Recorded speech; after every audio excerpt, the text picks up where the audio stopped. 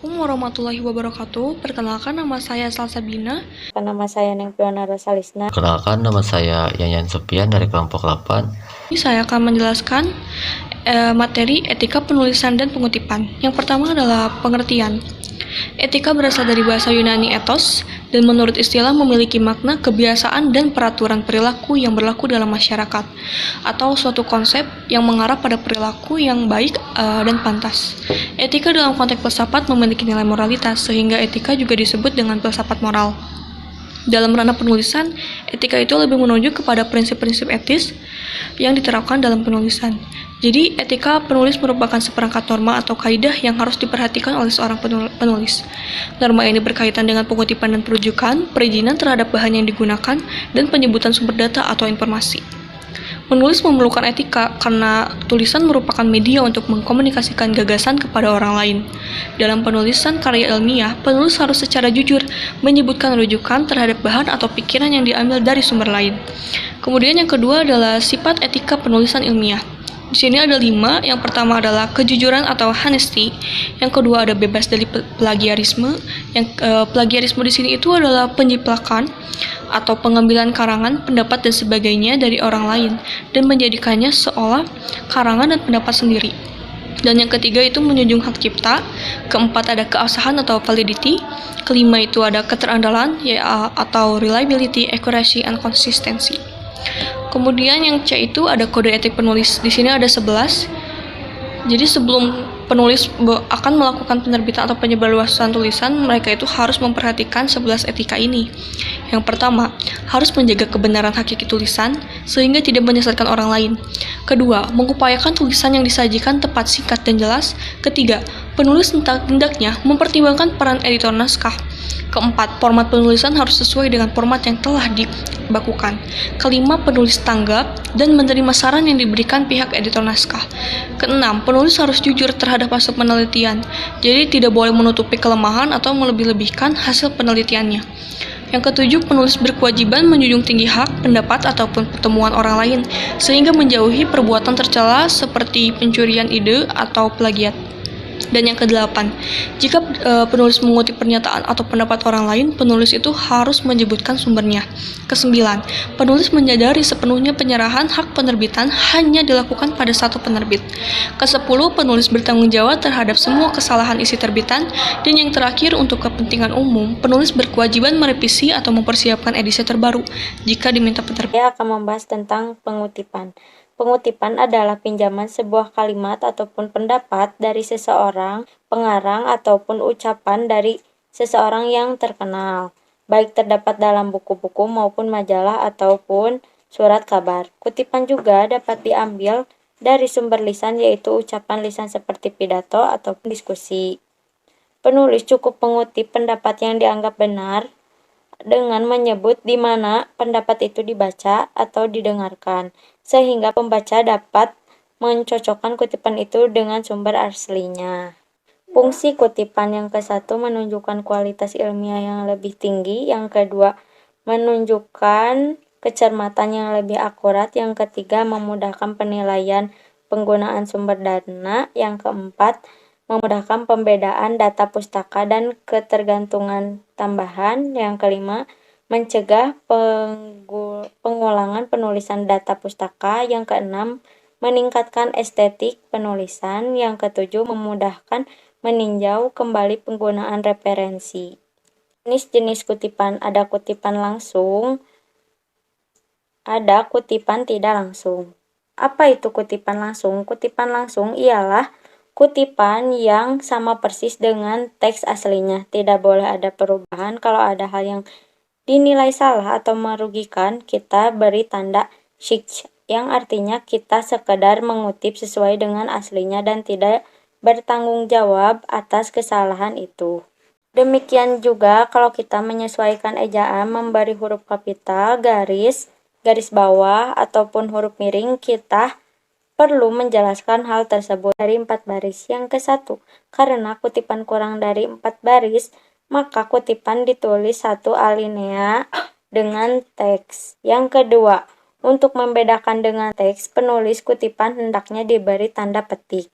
Yang ketiga, mengungkapkan identitas pengarang atau penemu atau pembuat. Yang kedua, cara menulis contoh kutipan langsung lebih dari 4 baris. 1. Dalam kutipan langsung terdapat pemisah teks yang jaraknya 2,5 spasi. Yang kedua, jarak antara baris kutipan dengan baris lainnya ialah 1 spasi. Yang ketiga, kutipan teks tidak diapit oleh tanda kutip serta tidak diperbolehkan diapit. Yang keempat, setelah pengutipan selesai, maka diberikan nomor penunjuk dengan spasi setengah ke atas. Yang kelima, kutipan tersebut masukkan seluruhnya dengan jumlah kutipan 5-7 ketikan. Jika kutipan tersebut diawali dengan alinea baru, maka di dalamnya harus terdapat 5-7 ketikan saja. Contohnya seperti yang ada di PowerPoint. Di sini saya akan menjelaskan materi tentang kutipan tidak langsung. Yang pertama adalah kutipan tidak langsung. Dalam kutipan tidak langsung, kita hanya mengambil intisari pendapat yang kita kutip. Kutipan tidak langsung ditulis menyatu dengan teks yang kita buat dan tidak usah diapit tanda petik. Penyebutan sumber dapat dengan sistem catatan kaki, dapat juga dengan sistem catatan langsung. Catatan perut telah dicontohkan. D. Kutipan pada catatan kaki. E. Kutipan atas ucapan lisan. F. Kutipan dalam kutipan. G. Kutipan langsung pada materi. Contoh, Al-Quran memerintahkan umat Islam agar menggunakan akalnya dalam mengamati hakikat alam semesta. Perintah semacam itu diantaranya termaktub dalam surat Ar-Rum 30 ayat 22. Dalam karangannya, lembaga tersebut kembali memperjelas bahwa penggalian tersebut hanya beberapa puluh meter dari Masjid Al-Aqsa, dan semakin hari penggalian akan semakin ditingkatkan hingga mencapai kedalaman 10 meter sampai ke area Masjid Al-Aqsa. Oke, yang kedua, tata cara pengutipan karya orang lain. Sesuai dengan pasal 14 Undang-Undang Nomor 19 Tahun 2002, tidak dianggap sebagai pelanggaran hak cipta apabila pengambilan berita aktual baik seluruhnya maupun bagian dari kantor berita, lembaga penyiaran atau surat kabar, atau sumber jenis lainnya dengan ketentuan sumbernya harus disebutkan secara lengkap. Ini berarti jikalau Anda mengutip tulisan atau karya orang lain dengan disebutkan sumbernya secara lengkap, maka tindakan yang Anda lakukan tidak melanggar hukum. Hal ini juga diperkuat dengan pasal 15 Undang-Undang Nomor 19 Tahun 2002 dengan syarat bahwa sumbernya harus disebutkan, tercantumkan, tidak dianggap sebagai pelanggaran hak cipta. 1. Dalam tata cara pengutip karya orang lain, kita setidaknya harus memperhatikan aturan atau tata cara yang berlaku. Kutipan ini dapat berupa tulisan-tulisan buku, majalah, surat kabar, gambar ataupun foto, e-box, dan sumber atau media. Nomor 2. Sesuai dengan pasal 14 Undang-Undang Nomor 19 Tahun 2002, tidak dianggap sebagai pelanggaran hak cipta apabila pengambilan berita aktual baik seluruhnya maupun sebagian dari kantor berita, lembaga penyiaran atau surat kabar atau sumber sejenis lain, dan ketentuan sumbernya harus disebutkan secara lengkap. Nomor 3. Ini berarti jikalau Anda mengutip tulisan atau karya orang lain dengan disebutkan sumbernya secara lengkap, maka tindakan yang Anda lakukan tidak melanggar hukum. Hal ini juga memperkuat dengan pasal nomor 15 Undang-Undang Nomor 19 Tahun 2002. Nomor 4. Pengambilan ciptaan pihak lain baik seluruhnya maupun sebagian guna keperluan ceramah yang semata-mata untuk tujuan pendidikan dan ilmu pengetahuan atau pertunjukan atau pementasan yang tidak dipungut bayaran dengan ketentuan tidak merugikan kepentingan yang wajar dari pencipta. Lanjut ke nomor 5. Perbanyakan suatu ciptaan bidang ilmu pengetahuan seni dan sastra alam huruf Braille guna keperluan para tunanetra, kecuali jika perbanyakan itu bersifat komersial.